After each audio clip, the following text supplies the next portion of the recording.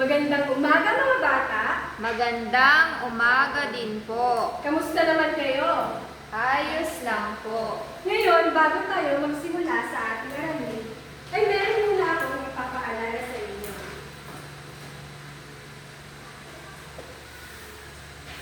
Sabay-sabay na natin basahin. Manatiling tahimik, makinig sa guro, magtaas ng kamay kung nais sumagot, makilahok ng aktibo. Ngayon, bago tayo tumako sa ating aralin, ay magkakaroon muna tayo ng isang aktibidad na pinamagatang sabay-sabay na natin basahin. Hulaan mo bahagi to.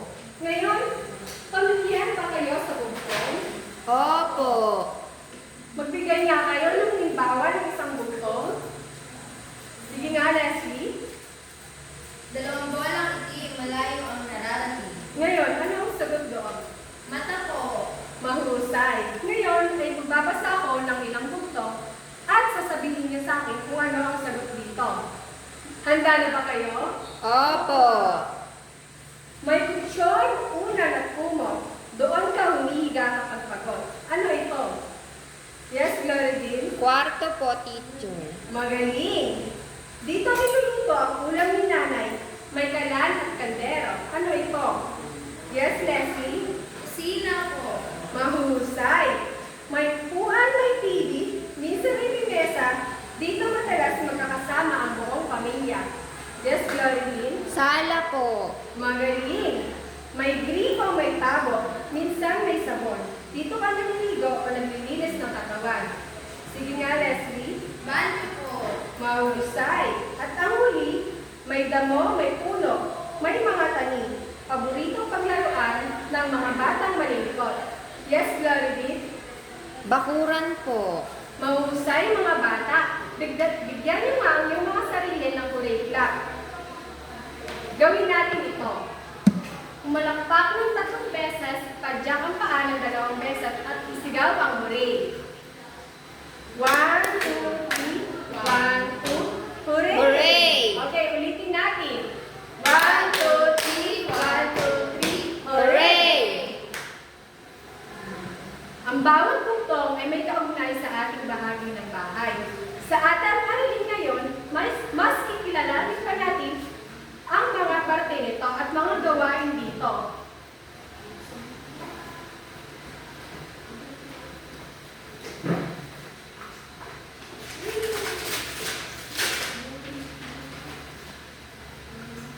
Ayan, bagay sa aktibidad na inyong ginawa, may idea ba kayo kung ano ang pag-aaralan natin ngayong araw? Wala po. Okay, ang pag-aaralan natin ngayong araw ay tungkol sa basahin naman ang sabay-sabay Mga bahagi ng tahanan at mga gawain dito. Okay. Ngayong araw, pag-aaralan natin ang ilang mga pangunahing bahagi ng ating tahanan at ang mga karaniwang ginagawa nito. Ngunit bago iyan ay may ilan akong katanungan. Maaari ba kayong magbigay ng bahagi ng tahanan na alam ninyo? Ikaw nga, Elma? Garahe ko, teacher. Mahusay. Ikaw naman, Leslie? Bodega po. Magaling. Ano pa kaya? Ikaw nga, Elma? Sala po. Mahusay. Natutuwa ako na alam ninyo ang bawat bahagi ng inyong tahanan. Ang bawat bahagi ng ating tahanan ay may mga kanya-kanyang gawain dito. Kagaya na lamang ng bodega. Ano nga ang gawain sa bodega? Ikaw nga, Elma? Dito po inilalagay ang mga gamit na hindi madalas gamitin. Tama.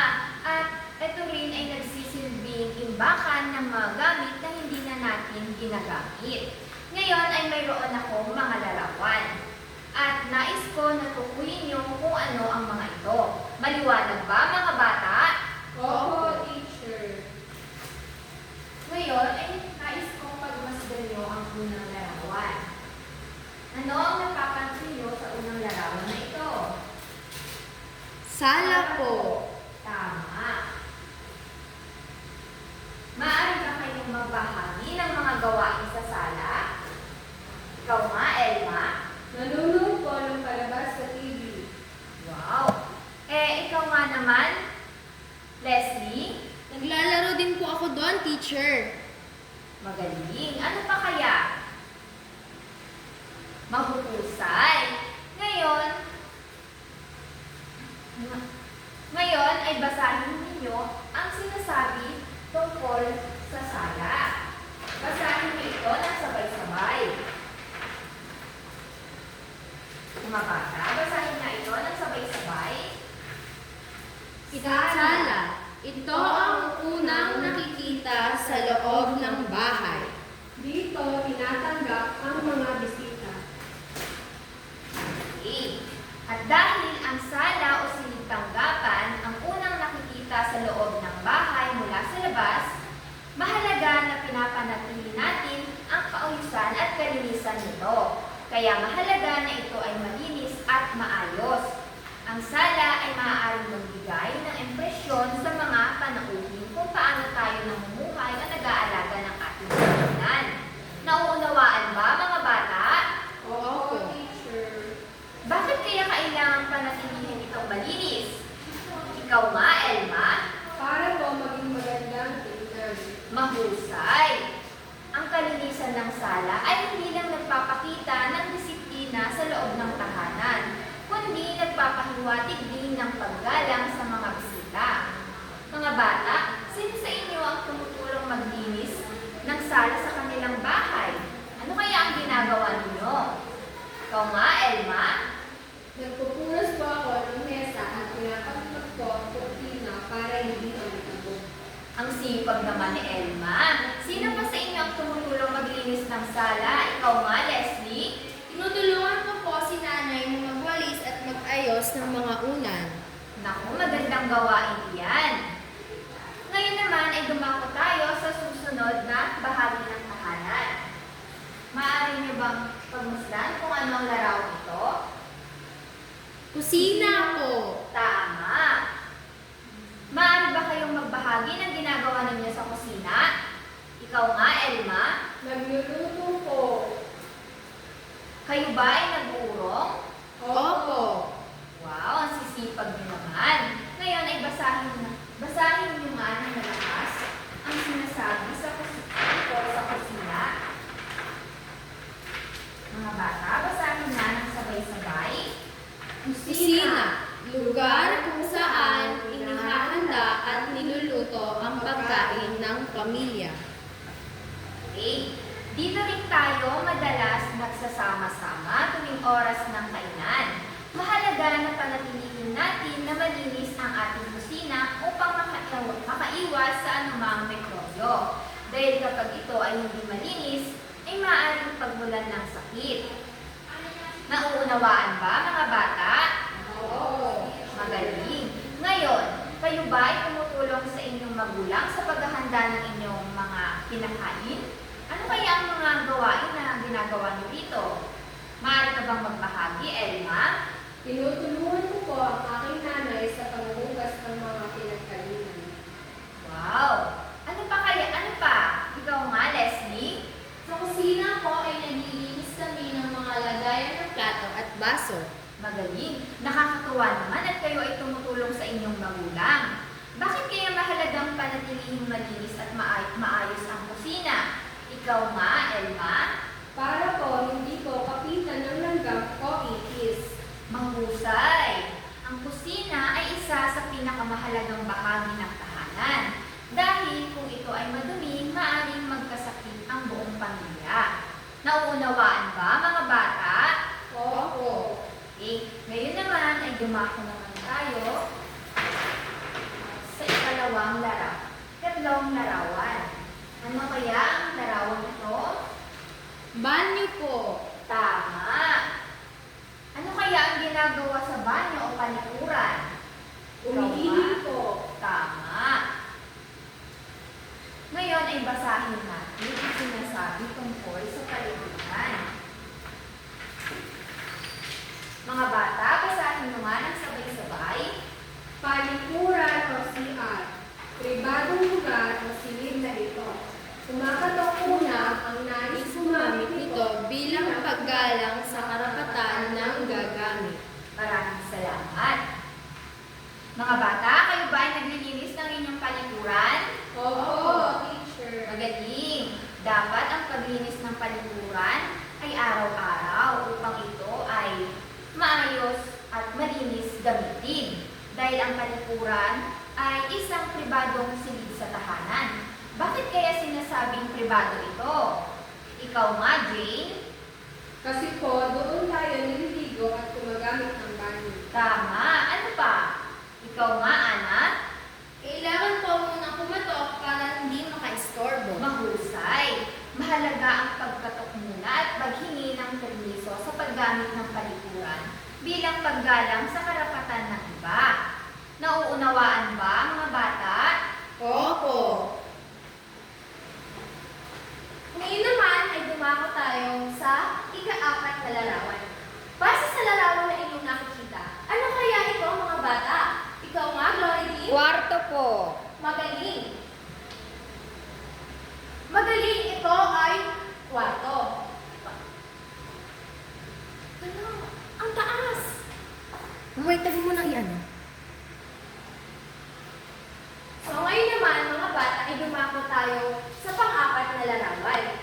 Base sa larawan na inyong nakikita, ano kaya ito mga bata? Ikaw nga, Glory. Kwarto po. Mahusay. Ito ay kwarto. Ano kaya o saan kaya ginagamit ang kwarto? Ikaw nga, Elma? Sa kwarto ko ay dito ako nagpapahinga kapag po ako'y pagod. Ayan. Ano pa kaya ang ginagawa natin sa kwarto? Ikaw nga, Elma? Ang gamit ko po kwarto ay lugar, teacher. Ayan, mahusay mga bata. Ngayon naman ay maaari niyo bang basahin kung ano ang kahulugan ng silid?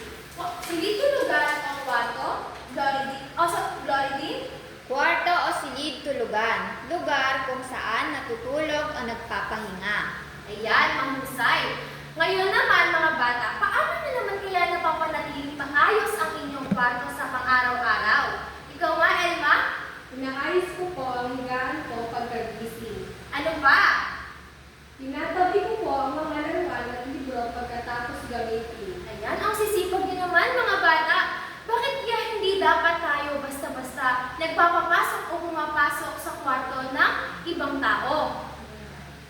Pribado po ang kwarto, kaya kailangan po higahan. Ayan, mahusay.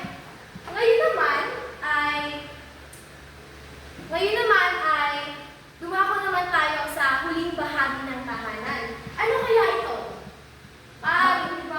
Tignan ko ano ito at sabihin. Bakuran po, teacher. Ayan, mahusay, ito ay bakuran. Maaari ba kayong magbigay o magbahagi ng mga ginagawa ninyo sa inyong mga bakuran? Ikaw nga, Glory din? Naglalaro po, teacher. Ayan, ano pa? Tumutulong po ako sa aking nanay na magawalis ng makakalat sa aming bakuran. Ayan. Mahusay mga bata, ang sisipag nyo naman. Maaari nyo bang masahin kung ano ang kahulugan ng bakuran? Sabay-sabay? Bakuran. Ang bakuran ay mahalagang bahagi ng sapagkat dito ginagawa ang ilang gawaing panglabas tulad ng pagdidilig, paglilinis at paglalaro. Ayan. Paano naman kaya natin ito na ipapakita o ang tamang pag-aalaga natin sa ating bakuran? Ikaw nga, Elma? Tinutulungan ko po ang aking nanay na magdilig ng mga halaman tuwing hapon. Ayan. Bakit kaya mahalaga ang bakuran sa ating tahanan? Ikaw nga? Dahil doon po ako naglalaro, teacher. Ayan. Napakahusay. Ang bawat bahagi ng tahanan ay sadyang mahalaga sapagkat ang bawat bahagi ng tahanan ay may kanya-kanya itong gamit. Naiintindihan niyo ba mga bata? Opo. Ayan. Ngayon naman ay dumako tayo sa ating aktibidad. Ngayon naman ay magkakaroon tayo muli ng isang aktibidad at kung talagang naiintindihan nyo ang ating tinalakay ngayong araw. Maaari nyo bang basahin ang pamagat ng ating aktibidad? Basahin niyo ito ng Malinis na tahanan, masayang pamayanan. Ayan. Mahahati kayo sa 5 grupo. Bawat grupo ay magkakaroon ng pantay-pantay na bilang o kasapi. Ang gawain ng bawat grupo ay kayo ay bubuo ng larawan ng isang tahanan gamit ang kartulina o kahit anong mga papel. Pangalawa ay ipapakita sa larawan ang iba't ibang bahagi ng tahanan tulad ng sala, kusina, kwarto, banyo at bakuran. Sa pangatlo naman na inyong gagawin ay sa bawat bahagi ng bahay o tahanan ninyo ay maglalagay kayo ng libel o sulat na nagpapakita ng tamang paraan upang mapanatili natin malinis ang bahagi ng ating tahanan. Katulad na lamang ng walisin natin ito araw-araw, ang sala, at itapon ang basura sa tamang lagayan o kusina. Mayroon lamang kayong 10 minuto upang tapusin o gawin ang inyong aktibidad. Kapag natapos na ito, ay ipapasa nyo ito sa akin at ang unang grupo na matatapos ay na may kumpleto at tamang gawa ay makakakuha ng premyo. Naintindihan ba mga bata? Opo. Ayan, sige. Magsisimula na ang inyong 10 minuto.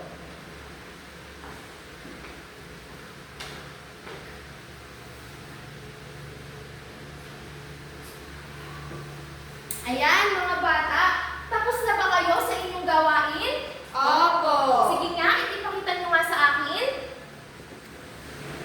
Ayan. Ipaliwanag mo nga ito. Nag-drawing po kami ng bakuran, kusina, sala at kwarto. Sige nga, ano kaya ang ginagawa niyo sa bakuran? Maaari niyo bang sabihin sa akin? Naglalaro po, teacher. Ayan. Paano naman kaya sa sala? Dito po kami nanonood ng aking pamilya. Ayan. Dito naman, ano naman ito? Dito po kami nagpapahinga sa kwarto. Ayan. Dito naman, Sa kusina po ay tinutulungan ko ang aking inay sa paghahanda ng aming makakain. ano naman ang panghuli niyong nilagay? Dito po kami umiihi. At, Naliligo. ayan. Tama, mahuhusay mga bata. Dahil dyan, ay kayo ang nanalo at makakakuha kayo ng papremyo. Pero bago yung bigyan niyo nga ako ng curry club class, sabay-sabay. 1, 2, 3. 1, 2, 3. Hooray!